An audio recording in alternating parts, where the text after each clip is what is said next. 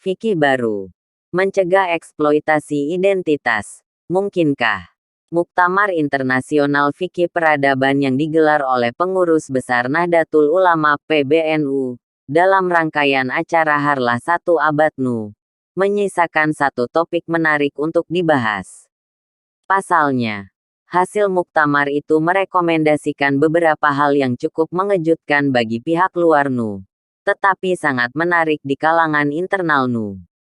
Di tengah gejolak global, kita membutuhkan landasan epistemologi keagamaan yang dapat menjadi pijakan dasar di dalam menyelesaikan masalah-masalah global. NU sebagai salah satu organisasi keagamaan terbesar di dunia saat ini, telah melakukan langkah maju dan terobosan baru di dalam merespon persoalan global. Hal ini tergambar di dalam rekomendasi hasil Muktamar Internasional Fikih Peradaban beberapa waktu lalu. Dalam salah satu rekomendasinya yang dibacakan oleh Yeni Wahid dan Kiai Haji Mustafa Bisri, Gus Mus di hadapan ribuan, bahkan jutaan, warga Nahliyin yang memadati Stadion Gelora Sidoarjo, menegaskan penolakan terhadap khilafah dan ISIS.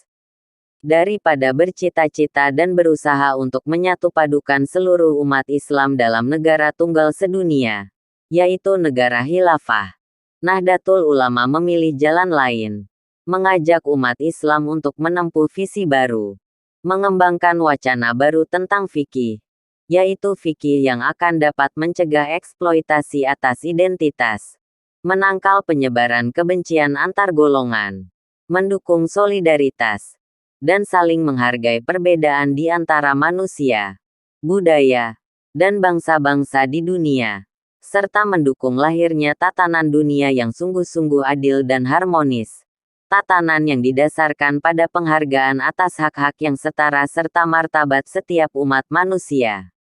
Visi yang seperti inilah yang justru akan mampu mewujudkan tujuan-tujuan pokok syariah.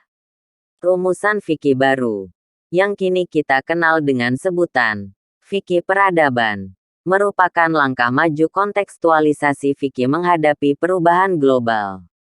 Ini juga sekaligus menunjukkan bahwa fikih tidak selalu berkutat pada masalah klasik, tetapi dibawa untuk merespon kondisi kekinian.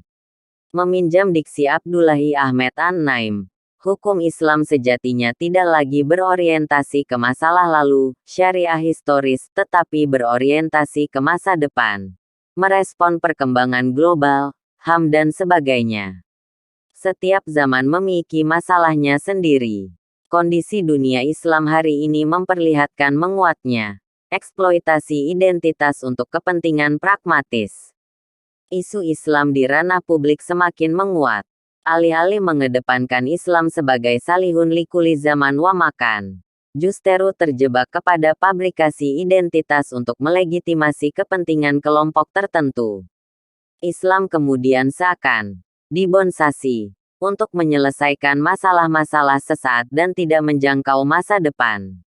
Dalam konteks semacam inilah, fikih baru ala-NU menemukan relevansinya di tengah perubahan global yang semakin cepat. Di tengah maraknya eksploitasi identitas oleh sekelompok orang. Dari sini kita dapat menggantungkan harapan cerah Islam yang terbuka, responsif, dan sekaligus solutif. Fikih baru tidak mungkin mempertahankan hal ini, hanya menjadikan Al-Quran sebagai satu-satunya referensi setelah lepasnya masa sahabat. Karena keadaan pasti berubah, maka butuh pada sesuatu yang tidak dibutuhkan ada zaman dan hari para sahabat dari pembaharuan Islam, yang sesuai dengan keadaan zaman. Kiai Haji Maimun Zubair, Al-Ulama Al-Mujadidun, Maktabah Al-Anwariyah, Tet. Halaman 3. Pernyataan Mbah Moen itu sepertinya menegaskan kepada kita, bahwa kontekstualisasi fikih merupakan keharusan zaman, semangat zaman. Hal ini penting agar fikih tidak ketinggalan zaman. Rumusan fikih di masa lalu merupakan titik pijak yang sangat tepat untuk memahami kondisi saat ini. Setiap zaman selalu mengalami perubahan. Dalam konteks ini, dibutuhkan sebuah konstruksi fikih yang dapat menghadapi perubahan zaman. Rumusan fikih baru tersebut harus dibangun di atas akar metodologi yang telah dirumuskan para ulama terdahulu. Sejalan dengan ini, Kiai Haji Ma'ruf Amin menegaskan, para ulama harus mampu menjawab dinamika peradaban baru yang muncul akibat globalisasi. Ketentuan dalam hukum Islam atau fikih yang merupakan respons terhadap peradaban sebelumnya bisa jadi tidak cocok lagi untuk merespons peradaban saat ini. Oleh karena itu, dibutuhkan konstruksi fikih baru yang lebih sesuai dengan peradaban saat ini. Wapres Amin menambahkan, kitab fikih belum memberikan penjelasan yang kokoh yang mampu memberikan landasan keagamaan terkait dengan hubungan internasional. Dalam perspektif Islam, lembaga PBB dapat dinyatakan sebagai lembaga yang memiliki legitimasi karena telah disepakati oleh hampir seluruh negara di dunia.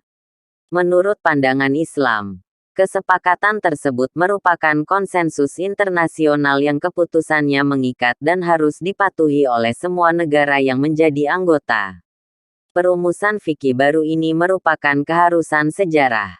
Dalam konteks Indonesia dewasa ini, rumusan fikih baru ini menjadi sangat penting artinya. Di tengah kegalauan umat Islam menghadapi realitas sosial politik, fikih baru ini dapat menjadi jalan baru mengatasi segala persoalan kebangsaan. Selain itu, wacana fikih baru yang dikembangkan oleh NU diharapkan dapat mencegah eksploitasi atas identitas, menangkal penyebaran kebencian antar golongan, mendukung solidaritas, dan saling menghargai perbedaan antara manusia, budaya dan bangsa-bangsa dunia. Dalam setiap zaman, selalu akan bermunculan orang atau sekelompok yang bersedia mewakafkan dirinya, mengerahkan akal pikirannya merumuskan kerangka baru pemahaman keagamaan yang solutif atas setiap persoalan. Karena itu, orang yang diutus oleh Allah dalam setiap akhir 100 tahun tidak harus berupa satu laki-laki, namun bisa satu orang, bisa juga lebih banyak darinya. Karena, dalam hadits tersebut menggunakan lafal men, yang bisa diartikan personal maupun komunal. Syekh Majduddin, Jamiul Usyul fi Ahadits Sir Rasul, Maktabah Darul Bayan, 1389 H, Juz C, halaman 320.